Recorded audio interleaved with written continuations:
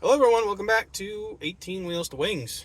I'm going to do this video about my trip to the AME to get my first class medical. But before I begin, I just want to say thank you to all those that watched my first video, liked, subscribed, commented, did all the things I didn't ask for, but I do appreciate it. I tried to respond to everybody in the comments, and I truly do like talking to people and commenting and things like that. So if you do have any questions, comments, concerns, quips, anything like that, drop them below, or my email is in the description of the channel. You can send me an email too.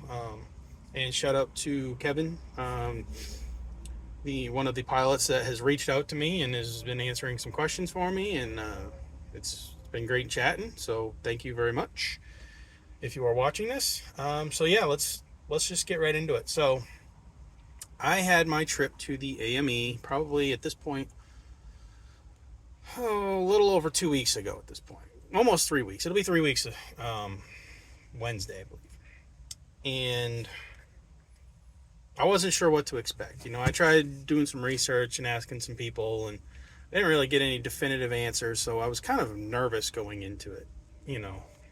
I had a couple of concerns, which I talked about in the last video, that over the last year, while doing the research for this career, I had also been going to a lot of doctor's appointments to address a lot of or not a lot, but any health issues that I might have been concerned about, that I have been dealing with. One of them, my primary concern, was kidney stones. I had a history of kidney stones, and me and my urologist been working a long time and getting things situated. And funny thing is, he's a pilot, instrument rated pilot, so he kind of knew a lot of what I needed to deal with, how I needed to deal with it, the paperwork he was going to have to write up for me.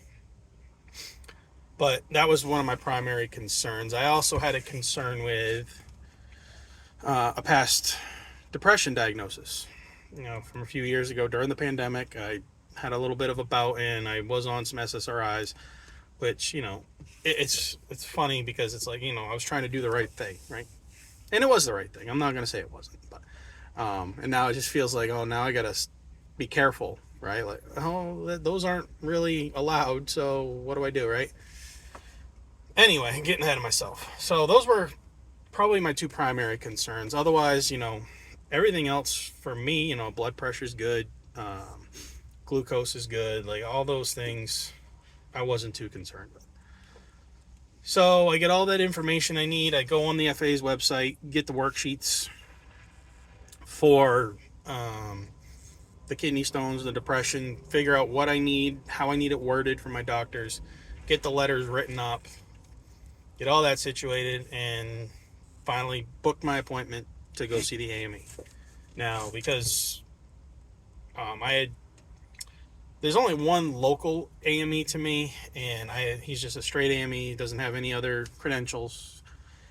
And I had called for a consult with him just to see, what else he thinks I would need. And we got talking about the depression, and he recommended that I go see a HIMSS AME. Now, for any of you wondering, I guess there are different levels of AME. There's different certificates or certifications they can get.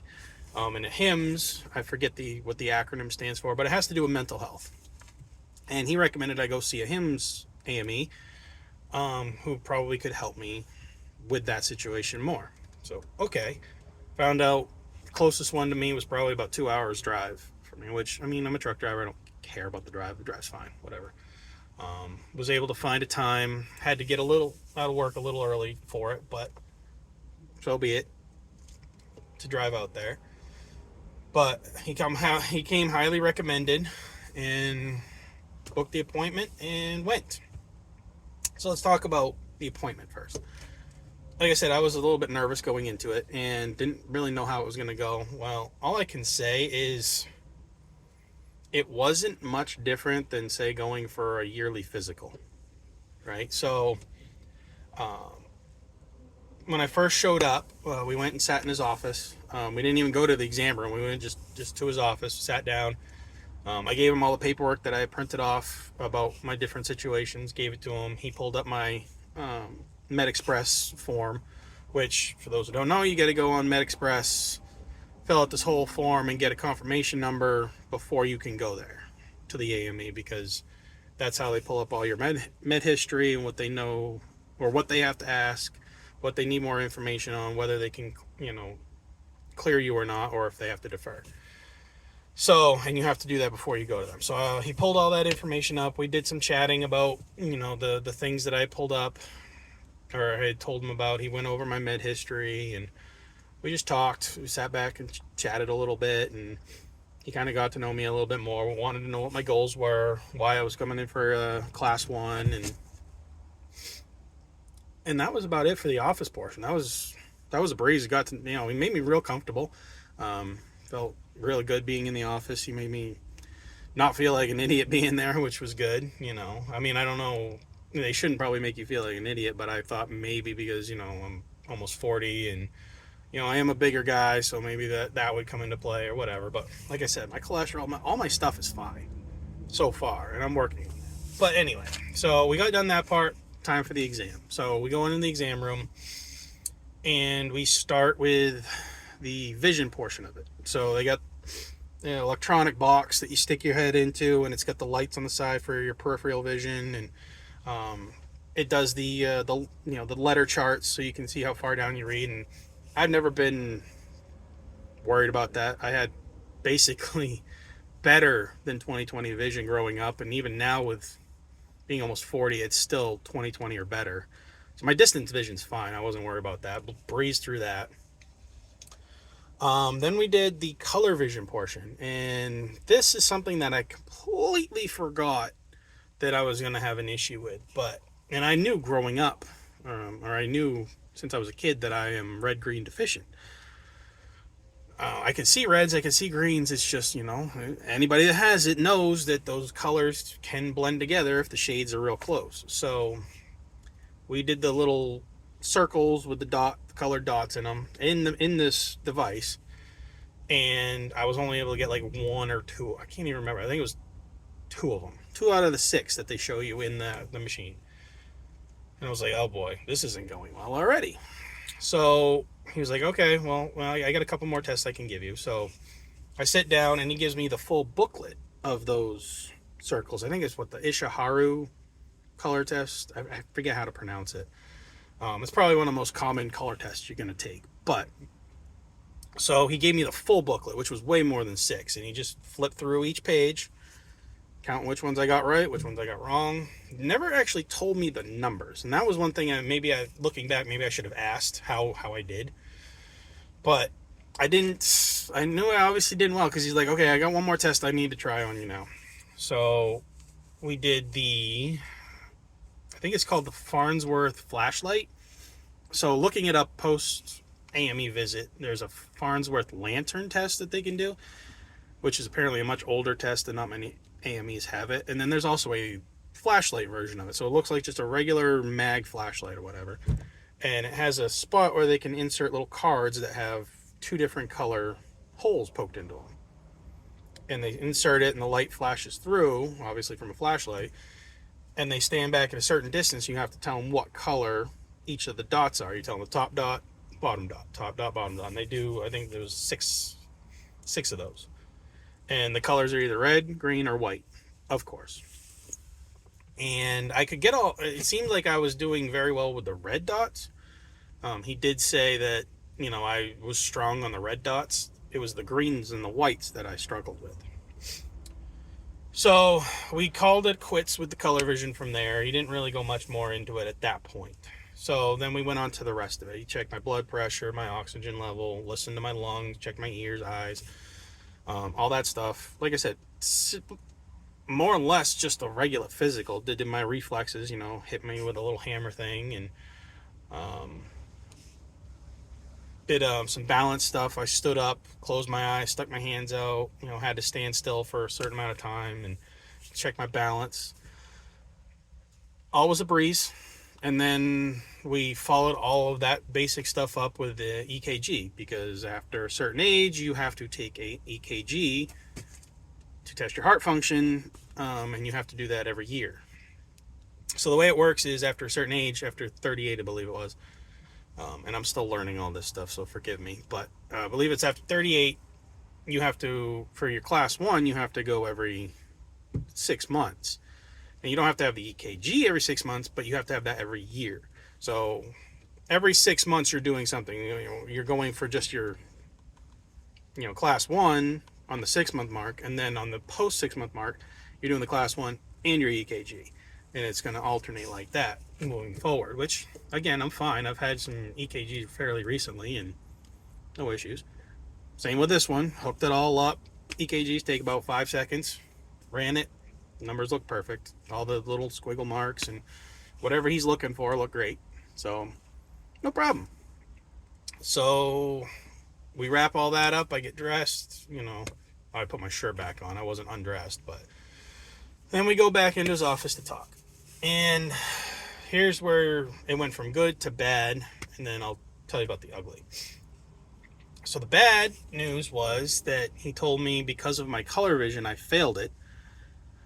He's going to have to put a color restriction or a restriction on my class 1 medical.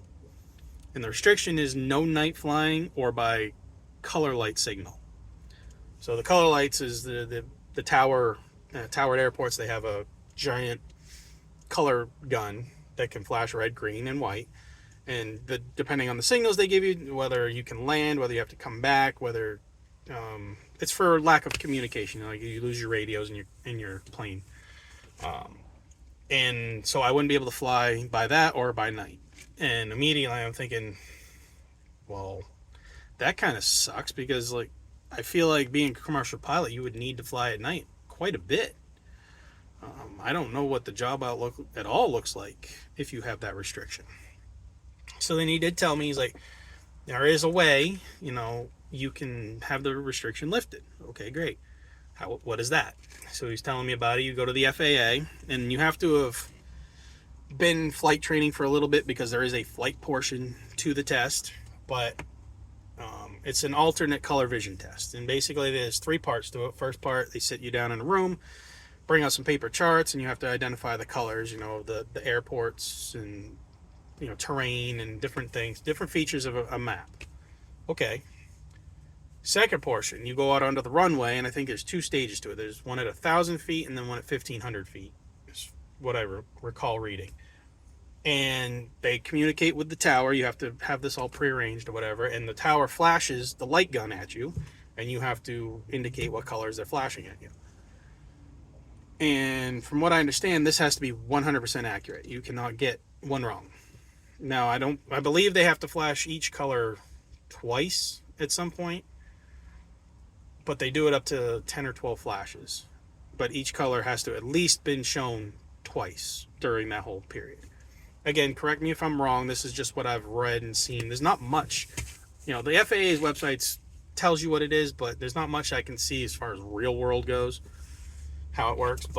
And then after that, there's what the flight portion of it. So you have to tell them all the colors. If you're running a glass panel, you have to tell them the colors of the different gauges and whatnot. And then if you're running a 6-pack, same thing. Like on your speed gauge, you got to tell them, the operating speed, where the takeoff speed is, flap speed, the different colors on the gauges.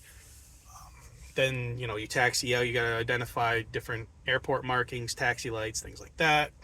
Bring you up in the air, you have to identify obstacles, trees, fields, things like that. And then you land, and if you passed all of that, you get what they call a letter of evidence. Got it. And you never have to take a color vision test again. It's removed from your medical, and then you just have to bring that letter of evidence to your medical exam every year. You give that to them. They don't do the color vision test with you because you're good. Okay, sounds great. Then I learned about the drawback. You only get to take that test once. If you pass, you're good to go. If you fail, you get that restriction for life. Talk about pressure.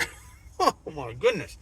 So here I am going, wow, okay, so not only do I have to get into flight training, because like I said, there's a flight portion to this. Okay, get into flight training. I have to pay all this money to get to that part to not guarantee that I'm going to pass a test, which could ultimately really determine any professional opportunities. I have yet to talk to anybody or get any good information on what the job outlook looks like for somebody with this type of restriction. There's got to be people, there's got to be knowledge out there about it, because this type of deficiency that I have affects 1 in 12 men. That's a pretty significant number. Now, obviously, there's variations on how severe it is, but it affects a lot of people. So you would think there'd be a multitude of people in a lot of situations and information out there regarding job prospects and how you can make a career out of this if for some reason that restriction's permanent. So, okay, I got all that. There's nothing I can do about it at that point. All right, I understand. He told me the information I need to know. I do know that I've heard some things about there's a Farnsworth Lantern test that you can take, but you have to take it every year. It is a little bit easier, but it's harder to find because not every AME has one. I have not looked much into that right now. So if you know anything about that, please let me know. Email, comment below, whatever. So then, now onto the ugly. So we did the good, the bad. Now the ugly is, we go back to the depression talk. I bring him what my doctor had given me, which was a list of all the SSRIs I was on, for how long, when I started, when I stopped. It was a very basic letter, though. My doctor, to his credit, he's a busy man, and I was asking for quite a bit, so he gave me what he could. And, the doctor, the AME, started looking at it, and he's like, I would clear you for your class 1 medical right now. However, this paper for your depression symptoms or whatnot, it isn't going to be enough. I need more. I was like, okay. So he tells me, okay, I can hold this for 2 weeks before I have to submit it to the FAA. If you go home, get in touch with your doctor and get a much more thorough write-up, kind of like the write-up I had for my kidney stones, then we could probably move forward. Great. So we part ways, shake hands. I pay the man. Everything seemed okay. So I booked an appointment with my PCP the following week. Go in, we go, she rips through my history. I spent about an hour with her, going down through every bit of my history, finding out when I was prescribed and when I was diagnosed, the treatments, everything. And she pipes it all up. It was beautiful. I even had the worksheet from the FAA that the AME had given me, saying that it needs all these things on it. It needs the wording correct. It needs all of it. And she did a fantastic job. She got it all in there. So I got it, printed or saved the PDF, sent it to the AME. He gets back to me and says, unfortunately, he has to defer to the FAA. So I went from thinking, okay, I'll just get a little more detailed information. I'm going to get my class 1, albeit with the restriction. To, nope, I'm not getting my class 1. It's deferred to the FAA. Well, that's a bummer. And I've heard nothing but nightmare scenarios about things being deferred to the FAA. It is a government agency, and you know how they can be. So I go back on the FAA's website, or the MedExpress website, because you can track your application through there. And it says from date of submission, there should be about 28 days from date of submission to when you get your first correspondence, which will be through the mail, so obviously extend that a little further. And they will tell you if they need more information, if they're just going to clear you. But the biggest worry is, and my AME explained this to me, is they may ask for a psych eval. Great. I understand the need for it, believe me. I get it. I've watched enough of that show Mayday to understand that you want pilots in the cockpit that are of sound mind. 100% agree. I have no qualms with it. My worry is, how much is this going to cost? if they need this, how long is it going to take to get? Where am I even going to go for this? Because, like I said, I live in Maine. There's not a lot of resources for this kind of thing around here. So I'm thinking, am I going to have to travel to Boston for this? How long is, what kind of appointment am I looking at? Are they going to be diving down into the roots of like when I was 4 years old? I mean, I'm really like about this part. Oh no. So that was the ugly. I didn't get it, and now it's being deferred. So what happens now? Well, I mean, obviously, without a class one, I can't even pursue this at all, right? Or I shouldn't say can't pursue it, but just not in a professional capacity, right? So obviously, I'm on hold until I can get things ironed out with the FAA. I gotta wait to hear back from them what they say, what they need, if there's any different additional information. So 28 days. I mean, I'm looking at least another 2 weeks before they make any sort of judgments on anything, before they send me out my correspondence on what's next. But I'm kind of in a holding pattern now, pun intended. I can move forward with other things. Like, I'm still working on other, ideas on financing or how I'm going to pay for this. I'm debating on whether I want to just go ahead and spring for the online ground school now, just start studying, cramming now for it. That way I get a jump on it. But again, that's money that could be just wasted if this doesn't work out. So I don't know what I'm going to do.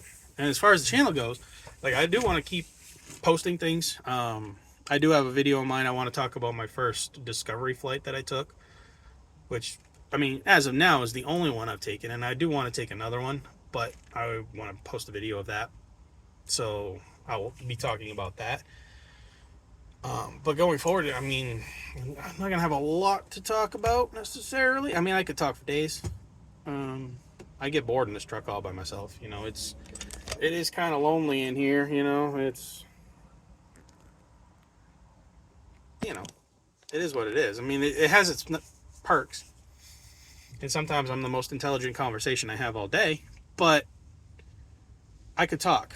So I will think of things to talk about. And, if any of you have any suggestions on either things I could talk about, you have questions that I can answer, or you have input that I can talk about in another video, like different suggestions, anything, I will keep it coming. But that's probably going to wrap this video for now. Like I said, I just wanted to update where I am with that. And maybe, maybe somebody out there that's watching this can give me some insight on any of what I just talked about. But I'll call it a wrap. My break's just about done now anyway, so I should get going. But I want to thank you for watching. Thank you for listening to me and my annoying voice. And we will catch you in the next video.